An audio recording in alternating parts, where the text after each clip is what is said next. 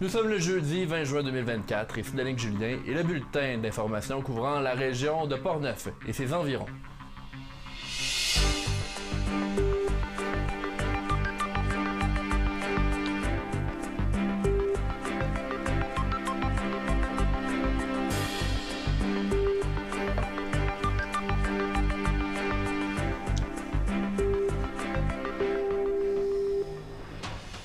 La lutte à la myriophylle à Épi se poursuit à Lac-Sergent. Nous vous réservons un reportage pour voir les efforts que font les bénévoles. On parle également avec Gabriel Piché de la Maison Plamondon de Saint-Raymond alors que la programmation de la Maison Plamondon était lancée. On parle également avec les deux députés, soit Vincent Caron et Joël Godin, pour faire un bilan sur les dernières semaines ainsi qu'un aperçu pour l'été. Et finalement, on parle des loisirs et de la culture à Saint-Raymond. Bonne émission. Bonne émission.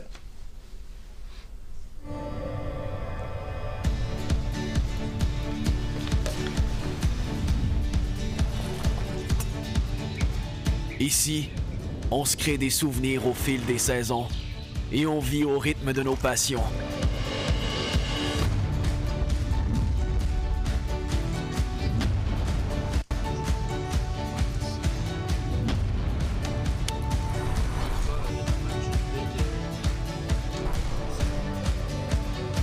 Ici, quand l'aventure nous appelle, on répond.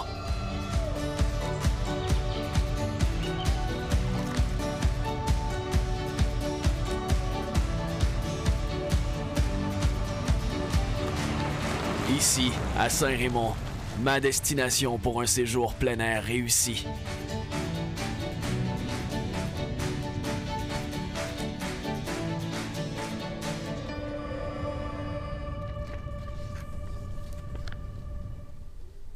Alors, en début d'émission ce soir, nous accueillons le député de Portneuf, M. Vincent Caron, qui est avec nous pour dresser un portrait des derniers mois et aussi pour se pencher pour la saison estivale. M. Caron, bonsoir. Bonsoir, Danick. Comment ça va? Ça va bien, vous? Ça va très, très bien. Merci d'être des nôtres. Monsieur Caron, comment qualifieriez-vous le printemps 2024 pour la région de Portneuf à l'heure actuelle? Ben, je vais dire satisfaisant. Ouais. J'ai souvent l'occasion de dire que faire de la politique, c'est mettre ses gants de boxe chaque matin pour essayer d'aller chercher le meilleur pour sa circonscription. Et puis, je pense que vous en êtes témoin, puisque vous couvrez souvent les annonces que je peux faire au nom du gouvernement. Et puis, un petit peu partout dans la circonscription de Portneuf, eh bien, on est capable d'annoncer de beaux projets, de beaux investissements. Donc, je suis satisfait. C'est sûr que ça a été un petit peu plus houleux, hein, politiquement, vous l'avez vu, et la population l'a vu.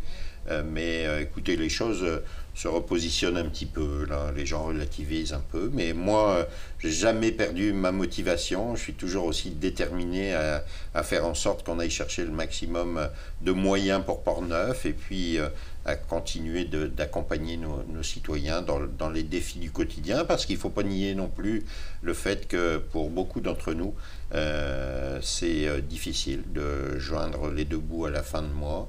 Donc, il faut continuer de penser à toute cette population qui est moins avantagée et ça, je vais continuer de le faire. Monsieur Caron, il y a eu quand même plusieurs annonces dans les dernières semaines qui sont dignes de mention. L'une d'entre elles, c'est au niveau de Pont-Rouge avec l'école Personnage. Ça a été annoncé la semaine dernière. Pouvez-vous nous en parler un peu de cette annonce-là, en fait? Oui, j'ai presque envie de dire enfin. Hein, oui. C'est un projet qu'on a été obligé de reporter à 3 reprises. En fait, la question était toute simple. Hein, c'était que, vous savez que quand on entreprend des travaux, ou en tout cas quand on envisage d'entreprendre des travaux, le ministère établit un barème maximum qu'il ne faut pas dépasser pour pouvoir faire ces travaux. Là, on a lancé un premier appel d'offres, un second appel d'offres, et à chaque fois, le montant était beaucoup supérieur à ce qui était autorisé par le ministère, et aussi au prix, parce que le ministère se fie à la réalité de ce qu'il voit à grandeur de la province du Québec, donc c'était beaucoup supérieur. On n'a pas eu le choix donc de reporter à 2 occasions. Là, cette fois-ci, eh bien, le soumissionnaire était en dessous du montant maximum autorisé. Donc là, on va pouvoir aller de l'avant et se mettre à bâtir dès le mois de septembre. Donc là, on parle évidemment de l'agrandissement de l'école personnage de Pont-Rouge. Est-ce qu'on sait à quoi ça équivaut, cet agrandissement-là, en termes de superficie ou de classe? Oui, c'est... alors, on va avoir un petit peu plus de détails avec le temps qui va avancer, mais grosso modo, c'est l'ajout de 6 classes et puis un réaménagement de l'intérieur de l'école pour optimiser l'espace et permettre à nos élèves de s'épanouir de la meilleure façon qu'il soit. Il faut savoir que l'école de Pont-Rouge est l'une des plus grandes écoles primaires de la province de Québec, et je discutais avec le directeur il y a quelques jours encore, et il me disait qu'on allait passer le cap de 1000 élèves à la rentrée prochaine. Donc vraiment, tout arrive à point qui sait attendre, et enfin on va pouvoir aller de l'avant avec ce projet-là. Et en terminant pour ce projet-là, on avait quand même entendu des gens qui se demandaient si ça avait été abandonné, le projet, mais ça n'a jamais été le cas, là, de ce que je comprends de ce que vous me dites, là. Non, ça n'a jamais été le cas. Le projet a toujours été bien vivant. Les gens du service scolaire, du centre de service scolaire ont travaillé très fort pour essayer d'être ingénieux et de cadrer dans les montants qui étaient accordés, la direction de l'école, que ce soit l'ancienne directrice générale du centre de service, la nouvelle, nous, au ministère, le ministre même était bien informé. Donc jamais, je ne sais pas qui a véhiculé ce genre d'informations, mais vraiment c'était erroné, parce que quand il est question d'agrandir une école, c'est pas optionnel, c'est pas parce qu'on veut satisfaire à quelqu'un ou pas satisfaire à quelqu'un, c'est vraiment répondre aux besoins, et le besoin des enfants était là, donc jamais ce projet n'a été abandonné. Et je vous dis, le principal, c'est de savoir qu'il va débuter et qu'en septembre, on va avoir des travailleurs qui vont commencer à s'activer pour nos élèves. Dans un autre dossier, la première maison des aînés de Portneuf sera ouverte, je crois, vers cet automne à Pont-Rouge. Ça aussi, ça doit être un projet qui vous tient à cœur là, pour justement être au bénéfice des aînés de la région de Portneuf. Ben oui, ça aussi, ça a retardé, il faut être honnête, et souvent j'en parle avec la ministre Sonia Bélanger, et on a hâte qu'elle vienne, parce qu'elle inaugure toutes les maisons des aînés, elle a hâte de venir, mais on a fait face à des enjeux qu'on surmonte petit à petit, mais l'enjeu principal est la question du personnel. Mais là, une date commence à se profiler à l'horizon, mais on sait en effet que ce sera avant la fin de l'année, ça c'est certain. Et puis au-delà de ça, il y a d'autres dossiers sur lesquels il faut travailler et qui sont en lien avec cette maison des aînés. C'est-à-dire qu'il y a des gens qui sont ici à Saint-Raymond qui vont être déplacés à Pont-Rouge, mais moi je veux m'assurer qu'ici à Saint-Raymond, on rénove notre CHSLD, qui en a aussi bien besoin. Donc il y a tout un jeu de Tetris, hein, j'allais dire, sur lequel il faut travailler, mais il faut s'assurer d'aller chercher le maximum de services pour nos aînés dans Portneuf, pour qu'ils restent le plus proche de chez eux, que ce soit ici à Saint-Raymond ou à Pont. Au total, c'est, je crois, 48 places là, qui vont être ouvertes avec la maison des aînés. Vous croyez justement qu'avec ces 48 places-là, on va être capable de faire la gestion dont vous parlez là, pour... Ben écoutez, il y a aussi d'autres CHSLD dans Portneuf. C'est sûr que c'est toujours bon d'accueillir des places supplémentaires. Est-ce que ce sera absolument suffisant? Parce qu'on sait que de temps en temps, on a encore de nos aînés qui sont hébergés à Québec, et c'est parfois inacceptable pour la famille, et on le comprend. C'est déjà difficile de se séparer d'un de nos aînés. Si en plus il faut faire des kilomètres pour aller à Québec, ça rend les choses encore plus compliquées. Donc est-ce que le travail sera terminé? Non, il faudra le poursuivre, mais c'est un pas en avant de manière évidente. Monsieur Caron, le temps file et j'aimerais qu'on parle du dossier sur la ZEC Batiscan-Nelson, parce que ça a été quand même très important pour les gens de Saint-Raymond et de Portneuf dernièrement. Bon, pour celles qui s'en rappellent pas, c'était par rapport au droit de passage cet hiver. Vous avez été impliqué dans le dossier également pour la ZEC Batiscan-Nelson? Oui, et je le suis. J'étais encore avec le maire de Saint-Raymond tout à l'heure. Je parlais à la présidente de la ZEC Batiscan-Nelson. Oui, je suis impliqué au plus haut titre, parce qu'il s'agit là d'une économie qui est fondamentale pour Portneuf, l'économie de la motoneige. les droits sont en péril, on essaye et on va trouver une solution. De toute manière, tout le monde est au travail pour qu'on puisse trouver une solution. L'année dernière, ça a été très compliqué, il faut s'entendre. On n'a pas le choix de s'entendre, on est condamné à s'entendre. Il faut que les gens se parlent. Mais ce qui est intéressant et important de retenir dans tout ça, c'est que tous les intervenants sont en contact actuellement pour trouver une solution.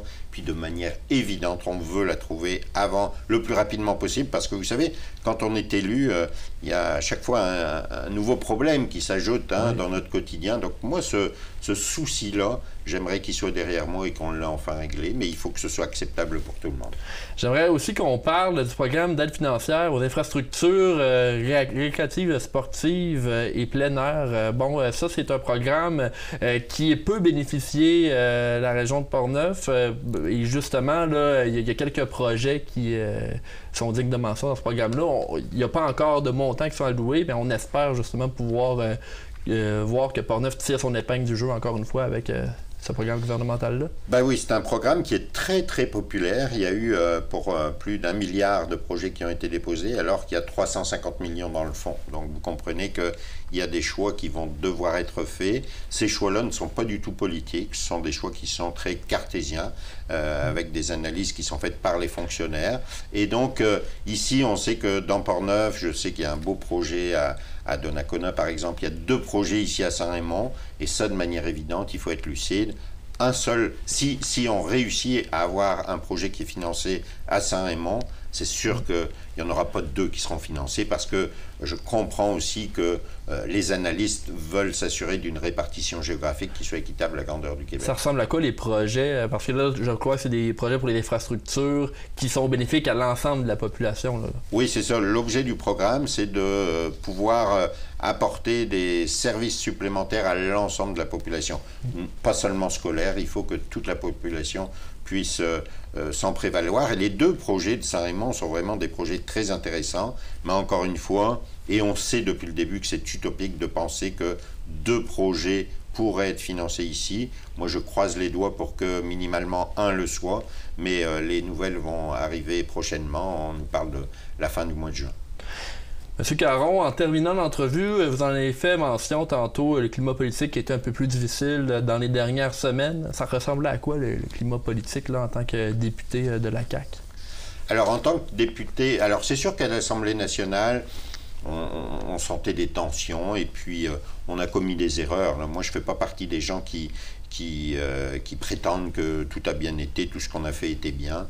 Ma chance, je pense que c'est une chance, mais elle est aussi liée au travail, c'est je suis extrêmement présent dans Portneuf. Et donc, j'ai toujours été bien accueilli. J'ai pas senti... Je sentais, bien entendu, et puis rien n'est gagné là, pour les prochaines élections, hein. Faut travailler toujours. Mais je sens que les gens apprécient le travail que je fais. C'est sûr qu'on ne peut pas plaire à tout le monde, mais je vais continuer de faire en sorte qu'on aille chercher le meilleur. Et puis, il faut rester positif dans la vie. Le climat politique peut changer du jour au lendemain. Vous savez, 2 ans en politique, c'est une éternité. Donc, il y a des gens aujourd'hui qui sont heureux parce qu'ils voient les sondages monter en leur faveur. Moi aussi, je l'étais lorsque j'étais candidat.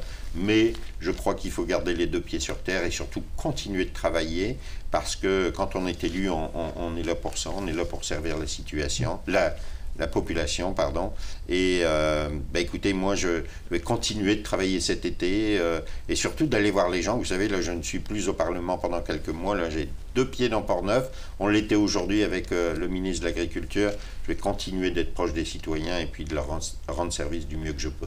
Vincent Caron, en terminant, est-ce que vous voulez dire quelque chose à nos téléspectateurs là, en prévision de la saison estivale qui commence bientôt, la fête nationale aussi qui est dans quelques jours? Voulez-vous parler aux téléspectateurs? Bonne fête nationale, bien entendu. C'est une fête qui m'est très chère et qui est chère à l'ensemble de nos concitoyens. Mais surtout, bel été. On a des jours de chaleur actuellement qui sont des jours de chaleur extrême. prenez soin de vous, mais surtout, allez découvrir ou redécouvrir nos beautés, nos charmes de Portneuf. On a plein de choses. Aujourd'hui, j'allais faire de l'autocueillette à la ferme du Paradis, à Saint-Basile. Il y a tellement de choses à faire pour les enfants. Notre bras du Nord, enfin bref, le parc national, le fleuve, nos quais. Profitez-en, prenez soin de vous. Moi, je tiens très fort à vous. Alors, soyez en bonne santé pour qu'on se retrouve de pied ferme à l'automne prochain pour continuer le travail ensemble. Vincent Caron, merci beaucoup de votre présence avec nous pour cette entrevue. Nous allons donc poursuivre le bulletin. Merci d'avoir été des nôtres. Nous parlons de la myriophylle à épis qui cause des maux de tête aux citoyens de Lac-Sergent depuis plusieurs années déjà. Comme la plante aquatique envahissante menace la biodiversité du lac et provoque des contraintes pour la navigation des plaisanciers. Depuis le début de printemps, une trentaine de bénévoles passent beaucoup d'heures à travailler à contenir la myriophylle. CJSR a réalisé un reportage sur ces efforts qui, on se rappelle, ont débuté en 2019. Voici ce reportage.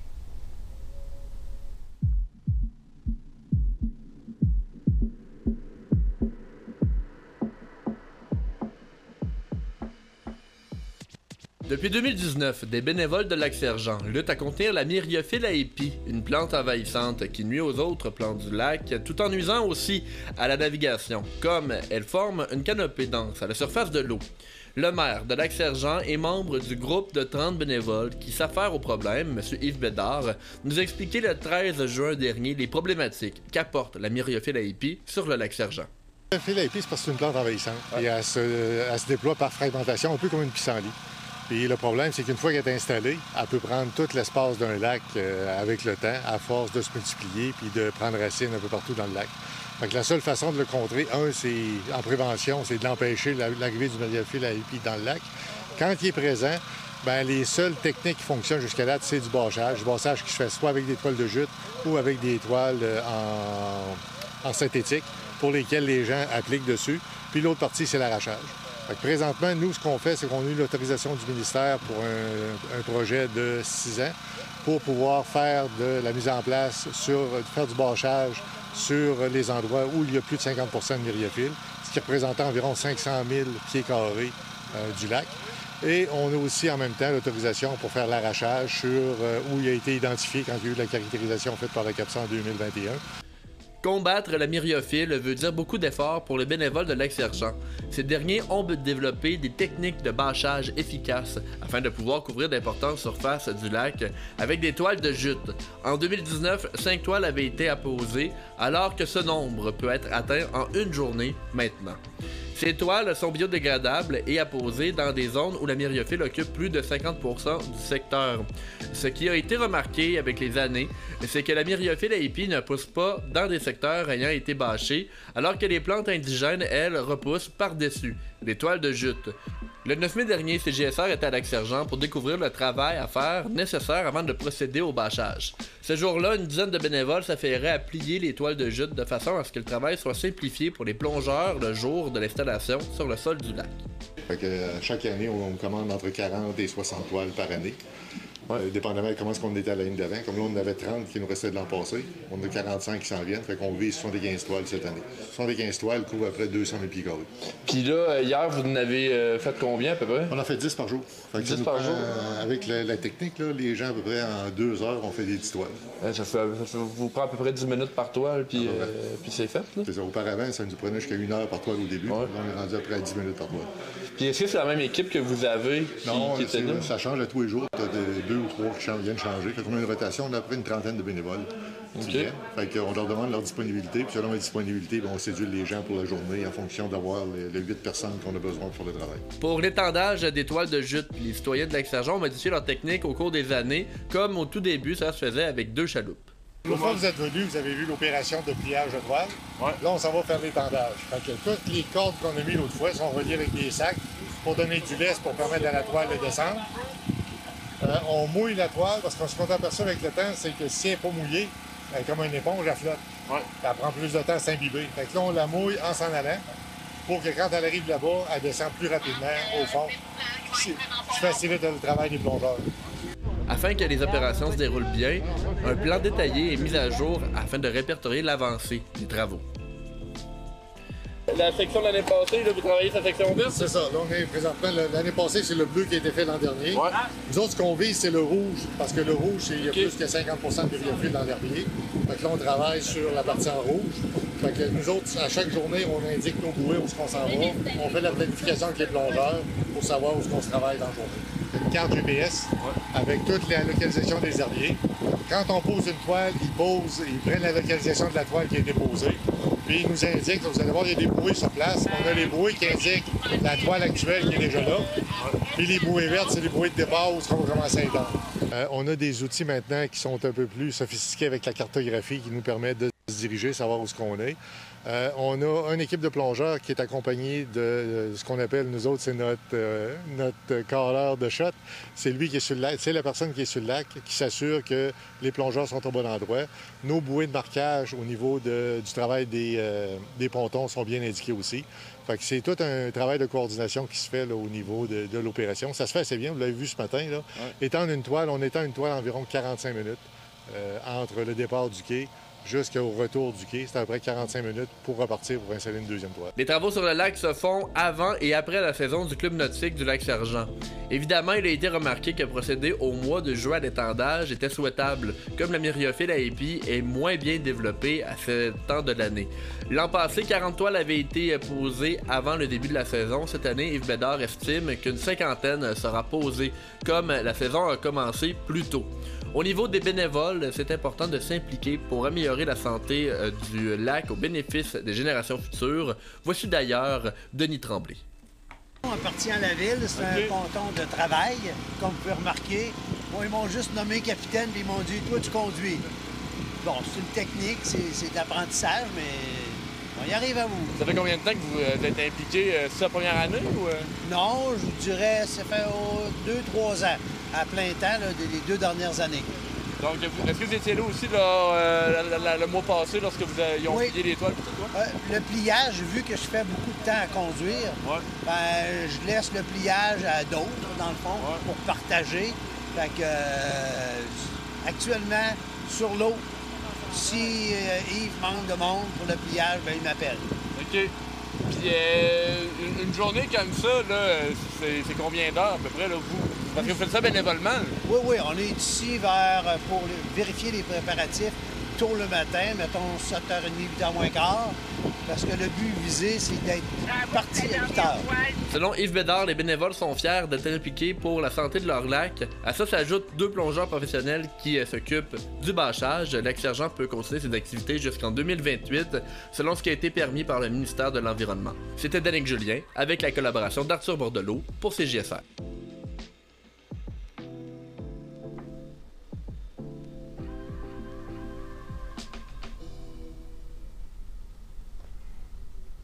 La ville de Saint-Raymond a tenu un déjeuner du maire le 14 juin dernier devant une salle remplie de maires de la région, de gens d'affaires et d'organismes communautaires. Le maire Claude Duplein a pu renseigner les personnes présentes sur de nombreux dossiers ayant touché l'administration municipale dans les dernières années. Il a entre autres parlé du changement de structure au niveau de la direction générale afin que celle-ci soit plus synergique avec la vision du conseil municipal. En plus de ça, Claude Duplein a exprimé que les décisions de Saint-Raymond étaient toujours prises pour pouvoir supporter les autres municipalités de la région, selon la vision de son conseil. Saint-Raymond veut se démarquer en tant que pôle régional. Au niveau du développement et de la revitalisation du centre-ville de Saint-Raymond, M. Duplein a expliqué les raisons qui freinent l'avancée de ce projet. Le voici.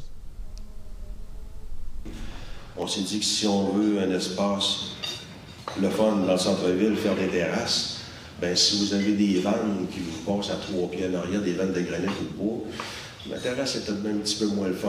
Donc, on a travaillé avec le MTQ pour pouvoir changer la route des vannes.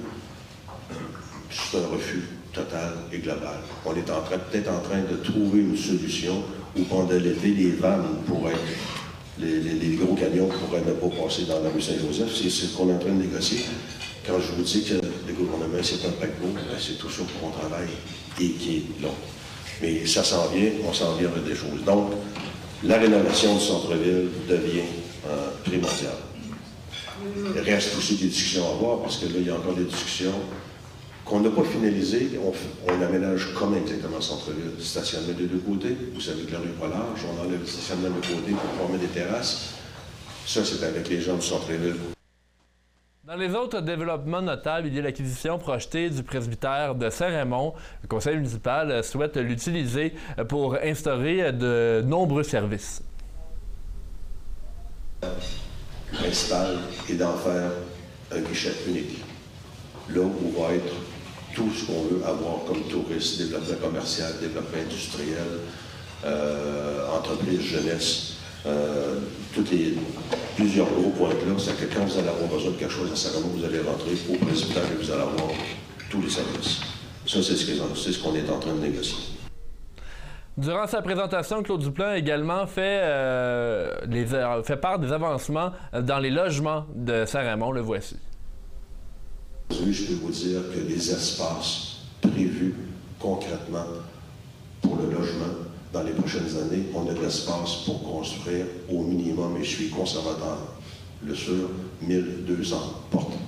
Et ce, dans l'espace urbain, dans l'urbanisation de Saint-Raymond, sans toucher à ce qu'il y a dans le rural. Ces ententes-là sont prises. Il y a même des... Tantôt, quand je vous ai montré l'entrée de la grande ligne, vous avez un développement qui était là. Les autres développements, je ne vous en parle pas parce que il y a certaines choses qui sont secrètes encore. Mais on a les promoteurs, on a les accords avec les gens pour pouvoir faire ces développements-là. Une clinique mobile de santé pour les jeunes va sillonner les routes de Port-Neuf cette année pour apporter du soutien aux jeunes de la région. C'est l'initiative Air ouverte. Voici le reportage de mon collègue Charles Laviolette. Cet été, les jeunes de Port-Neuf pourront profiter des services de santé mobile de Air ouverte. Air ouverte s'adresse particulièrement aux jeunes de 12 à 25 ans qui ne fréquentent pas les lieux de dispensation de services habituels ou qui ont eu des mauvaises expériences avec les services antérieurement. Depuis avril, l'équipe de Air ouverte est présente à proximité de l'école secondaire Donnacona, qui est gracieusement prêtée par la place Donnacona. Ce serait environ 240 jeunes qui auraient déjà bénéficié des services de l'escouade mobile. Pour l'été, les intervenants seront présents un mercredi sur deux à proximité de la Maison des jeunes de Saint-Raymond et un mercredi sur deux au local des jeunes de Saint-Marc. Air ouverte sera également présent lors de festivals et événements publics. Les jeunes peuvent prendre un rendez-vous, mais la clinique est également accessible sans rendez-vous. Les services sont gratuits. Nous avons rencontré Maxime Olivier Dompierre, infirmier clinicien, et Josiane Picard, travailleuse sociale, qui iront à la rencontre des jeunes cet été. Air ouverte, c'est un service pour les jeunes de 12 à 25 ans en santé globale.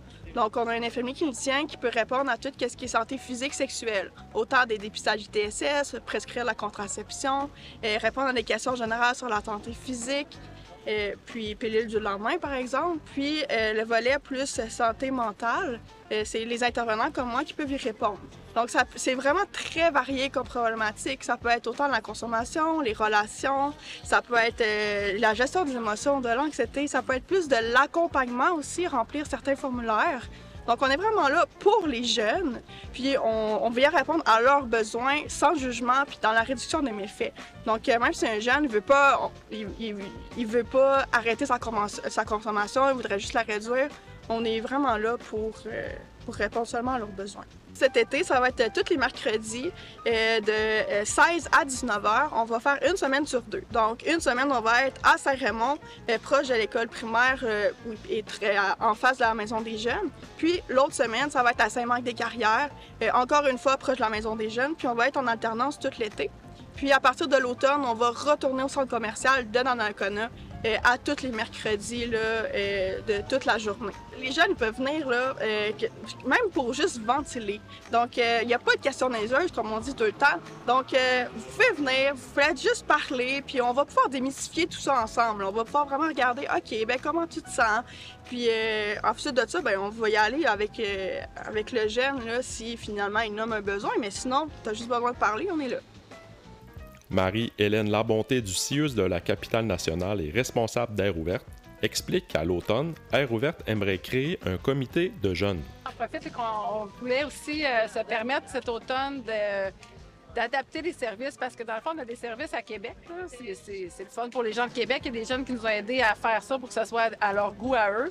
Mais ça veut pas dire que c'est les mêmes goûts que vous avez que les gens de Québec. Peut-être, mais peut-être pas. Fait que si ça vous intéresse, on veut se mettre sur pied un conseil de jeunes pour entendre parler de vos préoccupations, qu'est-ce qui marche pas, pourquoi, qu'on puisse adapter. Fait que gênez-vous pas, vous pouvez nous écrire.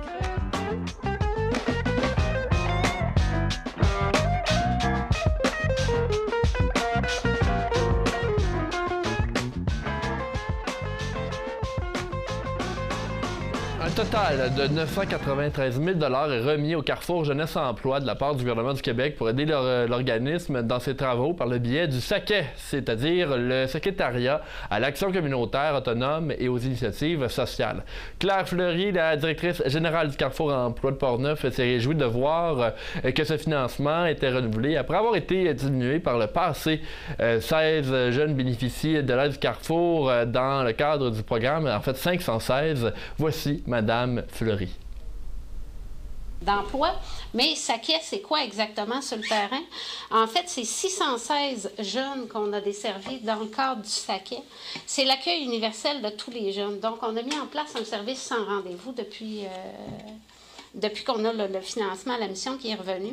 Ce qui veut dire que chaque jeune qui passe les portes du Carrefour Jeunesse Emploi, peu importe son statut, peu importe qui travaille ou qui ne travaille pas, peu importe son besoin, il va être accueilli. Puis il va être accompagné vers des ressources ou vers des démarches pour lui permettre de répondre à ses besoins. Pour Vincent Caron, le financement de 845 000 $ avec le financement de 58 000 $ vont tous les deux permettre un véritable retour aux sources pour l'aide au CJE. Le voici. Annoncé une aide financière, et puis on en parlait aussi avec Claire, il y a des orientations qui avaient été prises avec lesquelles j'étais pas forcément très à l'aise, mais on avait réduit, selon moi, un petit peu l'accompagnement financier qu'on pouvait accorder au CJE, mais celui qui me concerne, c'est celui de Portneuf. Donc je suis heureux de voir que, à nouveau, eh bien, c'est une espèce de retour aux sources, parce qu'on sait que vous connaissez mieux que personne ce qui se passe dans Portneuf. Le Carrefour Jeunesse Emploi a beaucoup de projets pour aider les jeunes de la région dans plusieurs sphères de leur vie. Il y a notamment le volet autonomie personnelle et sociale. On entend de nouveau Madame Fleury. Il n'y a pas accès à...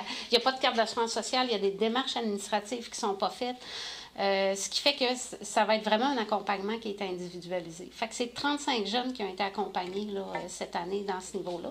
Puis les jeunes participent parfois à des activités, des projets de groupe pour donner un sens à leur démarche en autonomie personnelle. Puis là-dessus, on en a 18 qui sont allés faire du bénévolat à l'organisme Saint-Vincent-de-Paul. Alors, en plus de ça, le Carrefour collabore avec la table de concertation des aînés de Portneuf pour le projet Mon Histoire en héritage, qui fait office de véritable activité de maillage intergénérationnel. On peut également penser au séjour exploratoire qui incite les jeunes de différentes régions à s'installer ici. D'ailleurs, la semaine prochaine, soyez des nôtres car nous avons un reportage à vous présenter sur ces 10 séjours exploratoires. Le député de Portneuf, Jacques Cartier, est avec nous ce soir. Je vais donc aller le rejoindre dans la section entrevue. Donc, Monsieur Godin, bonsoir. Bonsoir, Monsieur Julien. Merci d'être des nôtres. Ça fait plaisir. Content de revenir dans la circonscription pour la période estivale parce que ça a été une session intensive et comme à chaque année, en juin, on revient dans nos circonscriptions pour rencontrer nos citoyens. Et je vous dirais que c'est un rôle que j'apprécie beaucoup. J'aime être à Ottawa pour bien porter les dossiers, mais entre vous et moi, je préfère être avec les gens. Et justement, cette session s'est terminée aujourd'hui? C'est terminé hier? C'est terminé hier. OK. Effectivement. Ça a été... enfin, lorsqu'une session termine, probablement que Vincent pourra dire la même chose de l'Assemblée nationale, c'est très intense. Et il y a eu un marathon de vote la semaine dernière, un marathon de vote, et ça s'est terminé avec 16 votes hier, qu'on a regroupés, mais on essaie de convaincre le gouvernement de donner un peu d'aide aux citoyens, parce que le coût de la vie est très frappant, un impact majeur sur le quotidien des gens. Et nous, au Parti conservateur, on a travaillé fort toute la session pour essayer de convaincre le gouvernement de donner un peu d'oxygène. Donc, on voit encore l'impact de la crise inflationniste sur la population? Absolument, absolument. Il y a plein d'éléments. Il y a, entre autres, le gaspillage qui a eu lieu par ce gouvernement-là. On n'a qu'à penser au dossier de Arrive-Calme, qui était... je pense que tous les citoyens en ont été... affectés lors de la COVID et lors des voyages à l'étranger. Et il faut se souvenir que ça a coûté 60 millions de dollars et ça aurait dû coûter, selon des experts, 80 à 100 000 dollars. Alors, il y a des gens qui s'en sont remplis bien les poches et malheureusement, c'est du gaspillage. Et vous savez, un gouvernement, ça ne produit pas d'argent, c'est l'argent des contribuables. Et quand c'est mal administré, bien, il y a un impact. Prenons l'exemple d'un citoyen qui gère mal son budget. Bien, il y a un renivoi quelque part. Mais, en fait, vous connaissez un peu la situation économique du Canada. Et en parlant du Canada, en 2025, ce sera les élections fédérales. Ben, 2024, 2025, parce qu'on est encore des doutes. Pratiquement pas, parce que le NPD a pris une entente avec le gouvernement libéral. On est présentement dans un gouvernement minoritaire.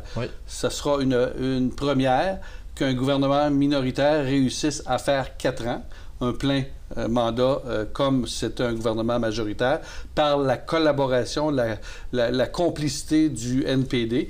Mais encore là, on ne sait pas comment le NPD va pouvoir se détacher, parce que les gens qui ont voté pour le NPD n'ont pas voté pour les libéraux, puis les gens qui ont voté pour les libéraux n'ont pas voté pour le NPD, puis il y a un choc d'idées entre ces deux partis-là.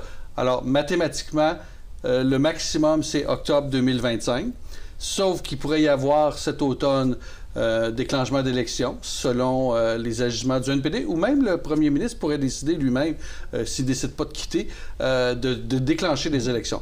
Mais on s'attend peut-être au printemps avec le budget, peut-être que le NPD va profiter de cette occasion-là pour voter avec nous un vote de non-confiance. Et à ce moment-là, le gouvernement est dissous. Mais on est toutes les figures, toutes les simulations sont sur la table. Et nous, on est un peu en pré-campagne électorale. Donc vous êtes prêts, là, du côté? Ben, on est prêt. On n'est jamais assez prêt, mais je vous dirais qu'on est prêt. Et évidemment que le contexte présentement, nous avons l'avantage cette fois-ci d'avoir le vent dans le dos. Au Parti conservateur du Canada. Tous les sondages le démontrent, mais encore une fois, le vrai sondage, c'est le jour d'élection. Alors, je vous parle au moment où on est, c'est-à-dire jeudi le 20 juin, et puis on verra pour le jour de l'élection, qu'est-ce qui se passera. La démocratie, c'est important, alors, mais aujourd'hui, c'est plus confortable, et il y a beaucoup de gens qui se manifestent pour devenir candidate. Et même dans votre circonscription, M. Godin, il va y avoir des changements pour cette élection potentielle. La prochaine élection, oui, effectivement. Donc, il y a 2 villes là, qui quittent la circonscription. On abandonne 2 villes, malheureusement. Vous comprenez que la circonscription s'appelle Portneuf-Jacques-Cartier. Oui. Et pour la décrire, c'est la MRC de la Jacques-Cartier, la MRC de Portneuf et Saint-Augustin. Oui. Et la MRC de la Jacques-Cartier, il y a 2 municipalités qui malheureusement nous quittent. Et ça, c'est pas par choix par le député, c'est que c'est une loi au niveau de Statistique Canada. C'est une répartition de population. Considérant le fait que Portneuf-Jacques-Cartier a augmenté sa population pour rebalancer, pour avoir un nombre autour de 115 000 personnes que l'on représente à la Chambre des communes, bien à ce moment-là, il faut soit en ajouter, soit en retirer.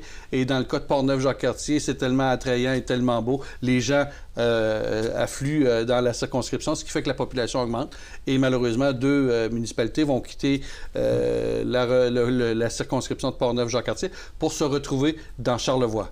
Il faudrait voir s'ils sont heureux. Lac-Beauport et Sainte-Brigitte-de-Laval vont être inclus dans la circonscription de Charlevoix-Montmorency, je crois. Mais j'ai une primaire à vous annoncer. Oui. C'est que présentement, je travaille à ce que l'on change le nom de la circonscription de Portneuf-Jacques-Cartier. Je vous ai expliqué que Portneuf, la MRC de Portneuf est dans mon comté. La MRC de la Jacques-Cartier dans son entièreté était dans mon comté. Là, on perd 2 municipalités. Mais savez-vous, la plus populeuse des villes de ma circonscription, Saint-Augustin, n'apparaît pas dans le nom de la circonscription.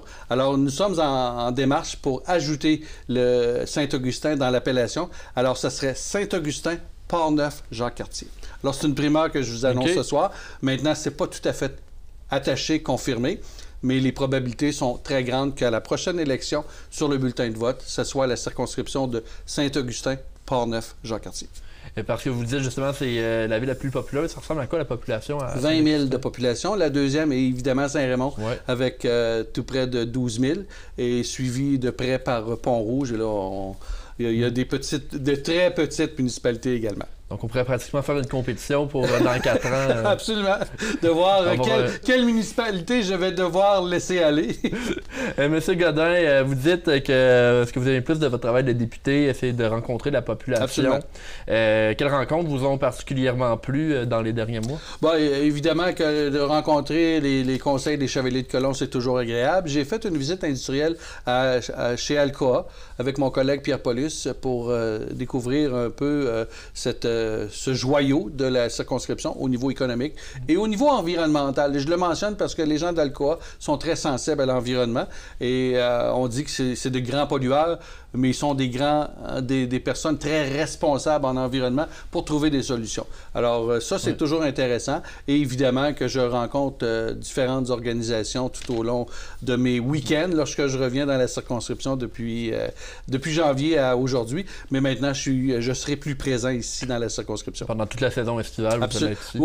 Oui, mais il y a quand même des fonctions. Je suis, considérant le fait que je suis membre de l'APF et président d'une commission, la session annuelle a lieu cette année au Québec, mais à Montréal.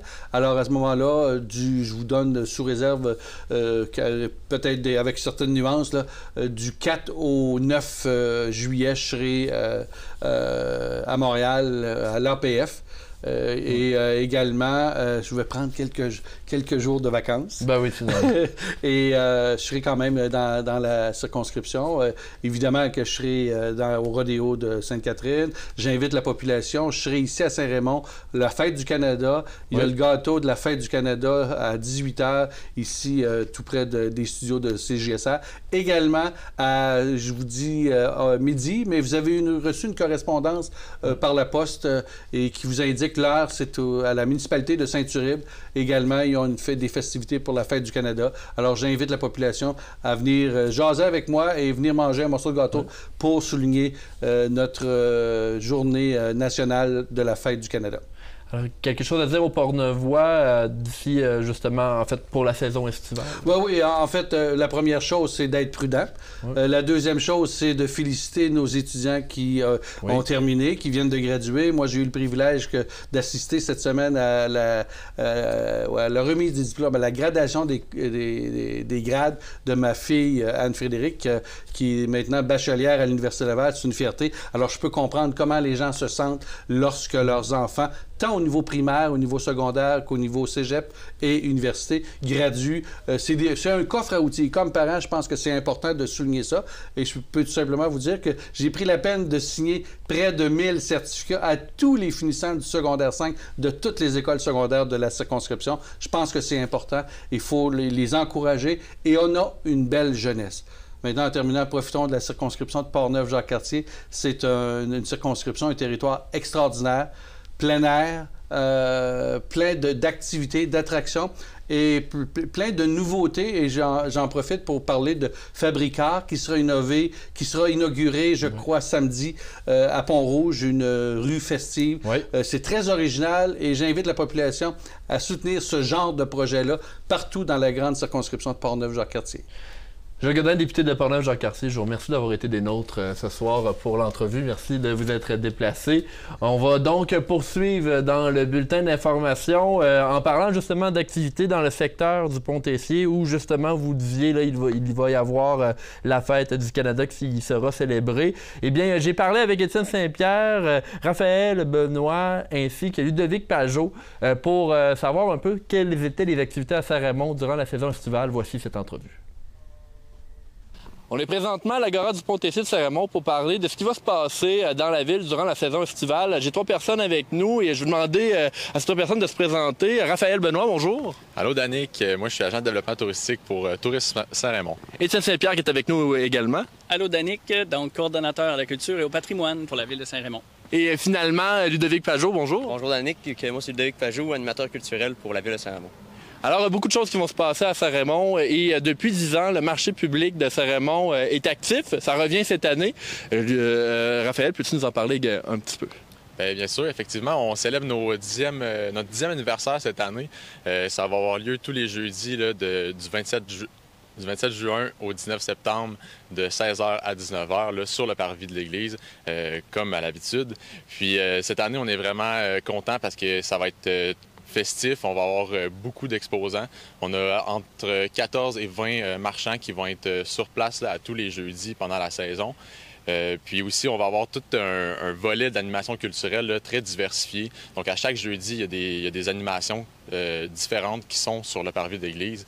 Puis on va aussi avoir des événements à plus grand déploiement là, au marché public. Au niveau des exposants qui vont être là, entre 14 et 20, est-ce que c'est toujours les mêmes ou il y a une certaine rotation là, pour le marché public? Oui, on a des gens qui sont là en permanence, puis on a aussi d'autres marchands qui sont là de manière occasionnelle. Donc, tout ça là, varie, puis vient s'ajouter de la diversité là, dans le marché public. Mais on a aussi tout le temps un noyau qui est là, fait que les gens retrouvent tout le temps les mêmes produits là, au marché public, donc ce qui garantit tout le temps une offre là, assez constante, là, notamment au niveau des fruits et légumes, de la viande, des œufs. Donc, tout ça, là, on peut retrouver tout pour faire notre épicerie de la semaine, finalement, au marché public. Là. Avez-vous vu dans les dernières années que le public est encore au rendez-vous pour le marché public? Est-ce que c'est encore un rendez-vous qui est apprécié des Raymondois? Je pense que oui, tout laisse croire là, qu'on est vraiment en constante croissance. Là. Le marché public est en bonne santé. On est parti de vraiment une petite initiative là, qui a été menée par des bénévoles, puis aussi Tourisme Saint-Raymond en 2014. Mais maintenant, on sent qu'on a vraiment plus une notoriété, puis une signature là, aussi au marché public. Puis les gens sont toujours au rendez-vous. Donc, c'est vraiment apprécié là, de voir que les gens s'approprient aussi un lieu comme le parvis de l'église, puis le fassent vivre de cette façon-là. Là. Et la façon dont c'est fait, le marché public, c'est juste avant les rendez-vous du Pont-Tessier. Étienne, vous avez une programmation qui est annoncée, je pense, il y a à peu près une semaine pour les rendez-vous. Pouvez-vous nous en parler un peu? Oui, on a sorti notre programmation. Alors, c'est 7 spectacles gratuits qui vont être présentés ici même à l'Agora du Pont-Tessier. On a voulu faire une formule de programme double avec le marché public qui a été adapté pour Saint-Raymond dans le sens que c'est un marché public qui a lieu en fin de journée. Et on sait que des fois, le jeudi, les gens sont encore à Saint-Raymond, mais le vendredi, il y en a beaucoup qui vont dans le bois, finalement. Ouais. Donc, on propose aux gens de venir au marché public et de continuer leur soirée vers les Ponts-Tessier par la suite pour voir des spectacles variés qui vont aller du country à la musique pop, à la musique latino, en passant par un hommage à Eric Clapton, des talents locaux également. Donc, on a vraiment une grande variété de spectacles à proposer. Et Étienne, je profite du fait de t'avoir avec nous aujourd'hui parce que l'année passée, il y avait eu l'événement de la soirée Place à l'accordéon qui a eu lieu. C'est arrivé ici là, pour justement les rendez-vous du Pont-Tessier. Il y a à peu près 2 ou 3 semaines, ça a gagné un prix du patrimoine à la MRC. Donc ça, j'imagine que ça incite à faire d'autres initiatives comme ça là, pour les spectacles du Pont-Tessier. Oui, tout à fait. En fait, les rendez-vous du Pont-Tessier, c'est l'occasion de découvrir des artistes, des fois un peu émergents ou des artistes, je pense à Andréane Amalette qui va ouvrir la saison le 27 juin. Un artiste qui me vient en tête, c'est Mathieu, donc qui est un artiste d'origine des Premières Nations de Maliotenam qui a justement joué au dernier gala de la disque, qui va s'insérer dans une programmation qui va mettre à l'honneur les Premières Nations le 11 juillet, également en partenariat avec le marché public et un petit clin d'œil à la Maison Plamondon qui va bientôt annoncer son exposition qui sera aussi en lien avec les Premières Nations. Bref, on essaie de développer ce genre de concept-là pour justement faire découvrir, faire apprécier toutes sortes de genres musicaux à la population. Et il y a également d'autres choses qui vont se passer à Saint-Raymond et Ludovic s'occupe de spectacles en famille. Peux-tu nous parler de ça? Je vais te prêter le micro. Okay, dans le fond, les spectacles en famille, c'est une activité familiale à partir dans le fond, des personnes de 3 ans. Donc, dans le fond, c'est pour vraiment l'ensemble des citoyens qui veulent aller voir un petit spectacle. Dans le fond, c'est des spectacles clownesques, des spectacles d'acrobatie, des choses comme ça. Donc, justement, ça permet justement d'avoir un grand ensemble de personnes. Ça se situe, dans le fond, les mardis à partir de 18h30. Donc, dans le fond, ça permet, les gens, ils viennent de finir le souper, ils permettent d'aller voir un petit spectacle en famille, faire bouger les jeunes, donner une petite activité. C'est totalement gratuit, donc ça permet d'avoir une plus grosse programmation. Et en passant, beau temps, mauvais temps, les activités ont lieu, que ce soit les Pont-Tessier le jeudi à partir du 27 juin ou les spectacles en famille à partir du 9 juillet. S'il ne fait pas beau, les spectacles sont au centre multifonctionnel. Donc, les gens sont invités à se déplacer. Beau temps, mauvais temps, il y a un spectacle, c'est certain. Et je vais peut-être en revenir avec les spectacles en famille. Bon, justement, ça se passe ici les mardis soirs. Est-ce que, justement, votre public cible, c'est les familles, mais ça s'adresse quand même à tout le monde, j'imagine? Oui, certainement, ça s'adresse à tout le monde. Dans le fond, c'est sûr que c'est les familles en premier, mais pour vrai, il y a des personnes âgées, des fois, ils viennent voir, ça leur fait une petite activité, dans le fond, pour la soirée. Alors, ça va être bien animé. Est-ce que vous vouliez dire quelque chose à nos spectateurs en terminant, peut-être? Peut-être une petite chose à ajouter, parce que je pense que c'est important. Je parlais tantôt de s'approprier un lieu comme le parvis de l'Église, puis je voulais vraiment souligner notre partenaire qui est la paroisse Saint-Raymond-du-Nord, qui nous permet d'utiliser le site, puis aussi, depuis l'année dernière, nous permettre de visiter l'Église. Donc, il nous a ouvert ses portes, ce qui ajoute aussi une autre dynamique au niveau touristique. Donc, on est capable de faire valoriser un patrimoine bâti et religieux. Donc, ça ne serait pas possible sans l'accord de la paroisse Saint-Raymond-du-Nord. Donc, je tiens à les remercier. Et en terminant, je donnerais peut-être la parole à Étienne. Bon, pour ceux et celles qui voudraient voir la programmation, où est-ce que ça se passe? Comment on fait pour savoir quels sont les spectacles qui vont avoir lieu ici? Oui, on invite la population au site ville-saint-raymond.com ou encore sur le Facebook de la Ville de Saint-Raymond. On a aussi nos dépliants, nos affiches promotionnelles un peu partout, disponibles au centre multifonctionnel, dans les bâtiments municipaux. Et j'en profite aussi pour inviter les gens le 23 juin pour la Fête nationale du Québec. Alors, il y aura ici notre scène mobile à l'Agora du Pont-Tessier dès 17h, des activités pour toute la famille. Tout est gratuit, un beau spectacle musical, les premières parties locales par les gagnants de secondaire en spectacle à Saint-Raymond. Et le 1er juillet également, au même endroit, Fête du Canada, avec le fameux gâteau de la Fête du Canada et la musique, jeux gonflables, etc. Étienne, Raphaël et Ludovic, je vous remercie d'avoir participé à l'entrevue. Merci, Danick. Merci, Danick. La Maison Plamondon dévoile sa programmation. En fait, l'a dévoilé aujourd'hui, 20 juin. Philippe Papillon et moi-même y étions ce matin. Voici notre reportage.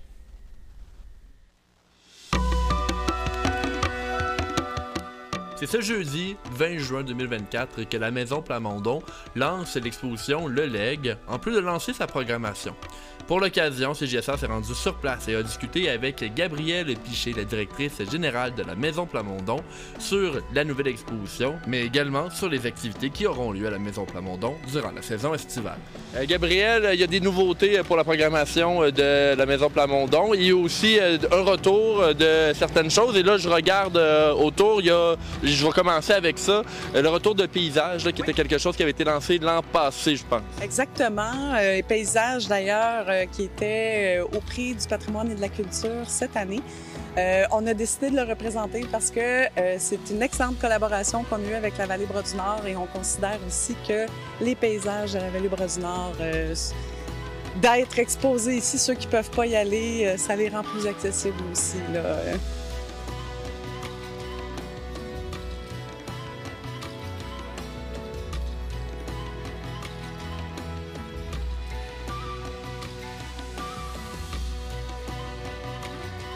Le Legs, c'est une exposition littéraire unique qui explore les valeurs immémoriables des Premières Nations.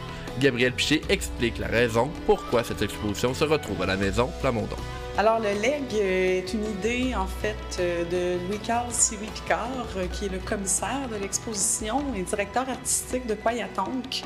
Kwayatonk étant l'organisme qui met en valeur les littératures autochtones avec le Salon du livre des Premières Nations, entre autres.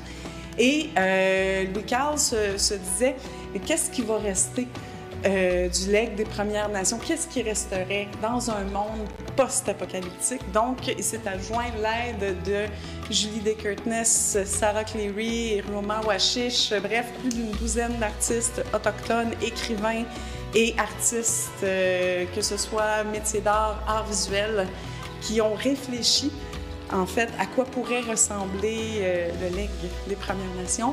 Donc, ce qui a donné naissance à l'exposition Le Legs.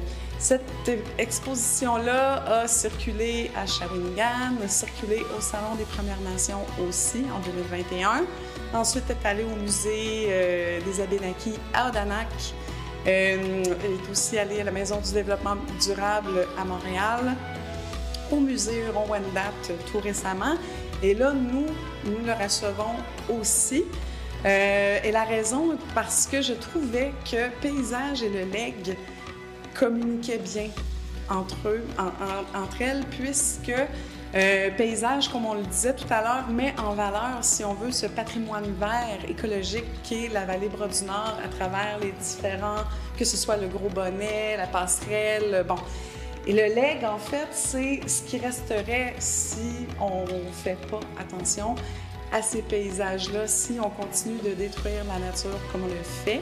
Donc, je trouvais intéressant cette communication-là, c'est-à-dire les paysages actuels versus dans un monde post-apocalyptique, là, dans 1000 ans, qu'est-ce qui va en rester? Comme auparavant, la Maison Plamondon tiendra le 9 août prochain une soirée de financement nommée Check Engine. De plus, Gabriel Piché nous parle du four à charbon de la Maison Plamondon qui prendra une pause pour ses projections cette année. La voici. Effectivement. En fait, habituellement, on a la projection Secret de Charbonnier qui est projetée à l'intérieur, mais pour des questions techniques, on doit revoir l'installation à l'intérieur. Donc, cet été, les gens pourront quand même accéder à l'intérieur du four, mais la projection, il n'y aura pas de projection pour cet été. Alors voilà, le four prendra fait relâche. Également, tu voulais nous parler de Check Engine. Qu'est-ce que c'est? Oui, en fait, le Check Engine est de retour cette année pour une deuxième édition. C'est la soirée levée de fonds pour la Maison Plamondon. Encore une fois, pour les amoureux de bons gins, de bonne musique, en fait, parce que ça va être la célébration des talents locaux, que ce soit au niveau des différentes distilleries présentes dans la région de Portneuf, ou les talents musicaux aussi. Donc, on invitera les gens à ce moment-là à se joindre à nous comme l'an dernier. Ça va être l'occasion de se rencontrer puis de souligner les arts de la culture, l'importance de celle-ci dans la ville de Saint-Raymond. C'est à quelle date? C'est le vendredi 9 août à partir de 19h. Invitation lance. Et voilà. Merci. Également, il y a d'autres choses dans la programmation de l'été. Je sais qu'il va y avoir les ateliers d'écriture de chansons qui reviennent cette année. Est-ce que tu peux nous en parler un peu? Oui, encore une fois, cette année, pour la 6e édition, l'atelier d'écriture de chansons avec Catherine Major et 11 participants, dont Logan Côté, récipiendaire de la bourse de la Maison Plamondon lors de secondaire en spectacle, dis-je. Donc, pendant cette semaine-là, encore une fois, il y aura classe de maître champêtre auquel les gens pourront assister gratuitement en après-midi. Ensuite de ça, il y aura le concert, la soirée de clôture avec les participants et Catherine Major. Ensuite de ça, on aura le match d'improvisation aussi le samedi 17 août. Parce que c'est aussi une forme d'écriture. Alors voilà, cette semaine-là sera un hommage à l'écriture sous toutes ses formes, que ce soit l'atelier d'écriture, mais aussi le Jamanic qui sera aussi de retour. Là. Donc pour les musiciens, une occasion de se réunir puis de souligner ça en chanson, en musique.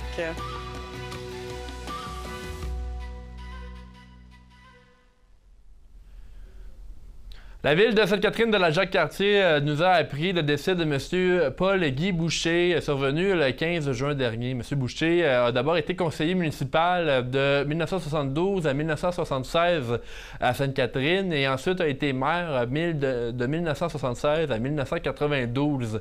Il a également été le préfet de la MRC de la Jacques-Cartier entre 1987 et 1992. M. Boucher a aussi présidé le Conseil régional de concertation de développement de la région de Québec.